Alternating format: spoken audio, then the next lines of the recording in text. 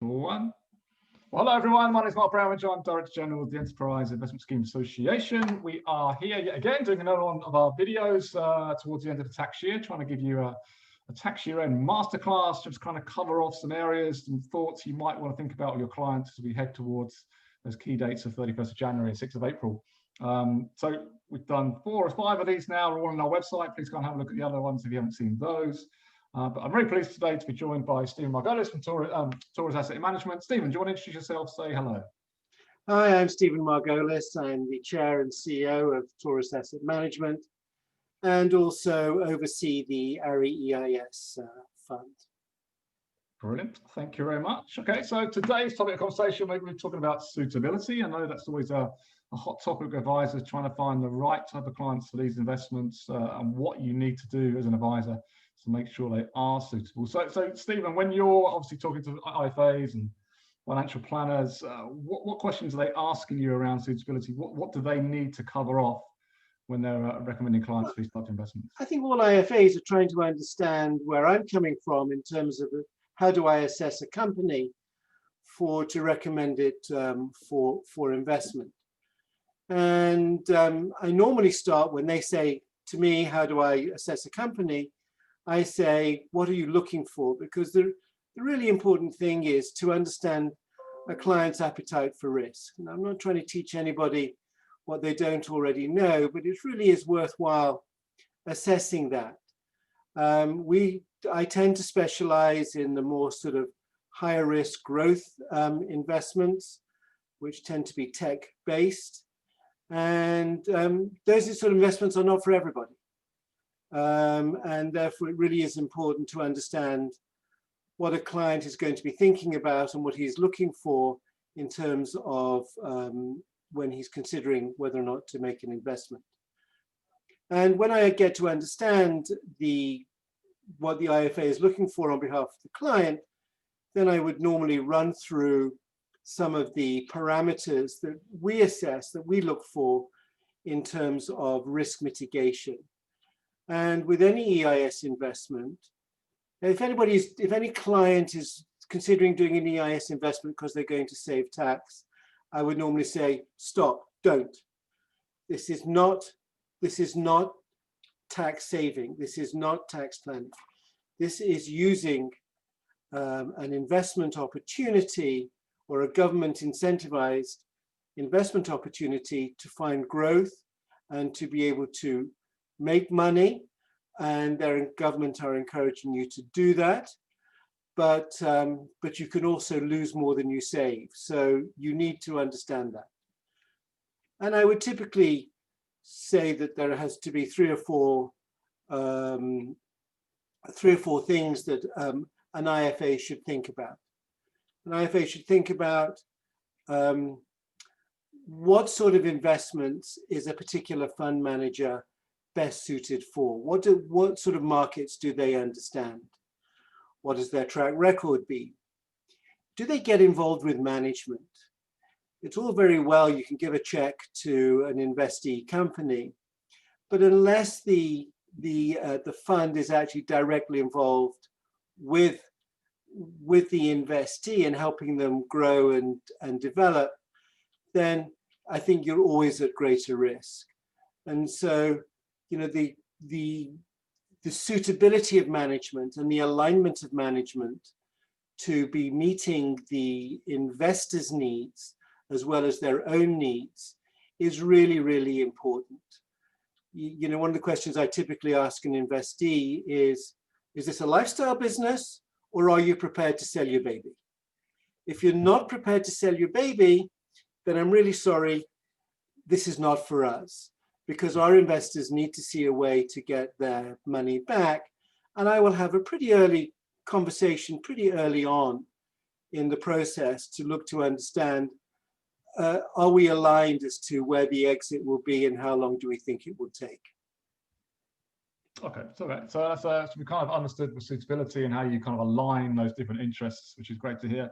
But just thinking in terms of risk as well, obviously, you know, we're told EIS is a kind of risk-reward investment. You get the tax release because you're taking a risk by investing in early-stage companies where we know the failure rate can be unfortunately quite high. Do you have I would always class as kind of high risk investments. Another phrase I don't like is alternative investments. I think we've kind of moved past the point of being about alternative investments. We're very much mainstream these days. But do you have a particular philosophy around risk, whether that's with your client, with your companies, or whether it's with investors? Yes, I do. And it's valuations that scare me the most, and the lack of reality in terms of what sometimes investees are looking for, because they'll quote to me companies which have this multiple or that multiple on a NASDAQ, and I'll say, yes, but those companies have got the revenues to support the multiples. You're asking me to invest and assume you're going to get to those revenues, and I don't know whether you're going to get there or not. So we have certain what I call risk mitigation policies, whereby I have to see a proof of concept, I have to see a barrier for entry, it has to be B2B, I will very rarely do B2C, and going back to management, it has to be management that I can get on with. And then I kind of wrap that around. They'll show me a really superb spreadsheet. No one's ever shown me a bad spreadsheet. My typical question is to them is, what are your first 5 phone calls? You've got the money. How are you going to approach this? Okay, let's assume you're going to phone your folks or your partner or something. That's your 6th phone call or your first phone call. And it's all about implementation and how they approach implementation. And if that implementation doesn't make sense, and I don't see a skipper or a quarterback in the business, then again, I'm sorry, it's not for me. And that's how I try and mitigate risk on behalf of a client. Okay, that makes sense. I like the analogy in terms of making those phone calls. And from an investor's point of view, obviously, if they haven't invested in this area before, they're perhaps dipping their toe in the water. What advice would you give to them? Obviously, I said we said it's high risk. This is their first money going in. They're probably concerned about losing it. We talk about capacity for loss and appetite for risk and all those good things, which absolutely are needed when we're making recommendations. But what kind of comfort could you give an investor who's doing this for the first time? I try and find investments which actually will give, if I say the investor, a good time. It's something that he would be interested in and proud to be associated with. Okay. So it has to be current. And I do focus on B2B. And the reason why I focus on B2B is because both I and the investor can evaluate who they are doing business with.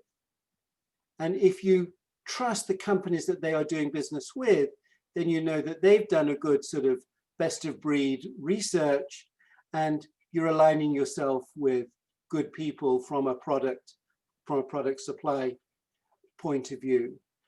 And then after that is using another analogy, and forgive me, I always think of technology investments as a V. Right. The bottom of the V is deep, deep technology. It's like reinventing Bluetooth. We're not interested in that. The top of the V is what I call cappuccino. It's all froth, tends to be B2C, and no one can tell me what their winning formula is. So we look for that layer in the middle, where you can see that there should be a 2 to 3 year application, use, and exit. Okay, makes sense. And in terms of that V that you talked about there, in terms of your kind of investment strategy or your investment philosophy, so I get the point that it's kind of in that middle stream there. Anything over and above that you're looking when you're trying to find investee companies to put clients' money into? It's back to management. Yeah. Management. If you can get on with management and you're aligned and they have the same philosophy as you, and they actually want to work with you. Of course, they want your investment, but they're also happy to work with you because you're bringing something to them. And for that reason, we tend to look to invest in clusters. And I like investing in clusters because often startups can feed off one another because they're all working in a similar area. And we as a fund manager can get to understand the marketplace. So I'm not a scattered investor. I like to be relatively focused. So it's a little bit like a marriage in that sense. So if you're going to put your money into a company, completely.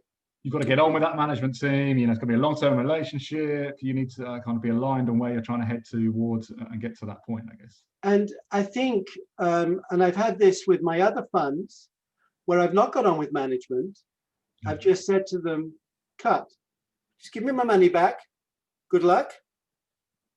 I wish you well, but we're not going to get on well together and we won't grow together. So I don't try and persuade management. It's my way. We either make it out at the beginning or we look to part ways. Standard divorce in that sense. Then. Yes.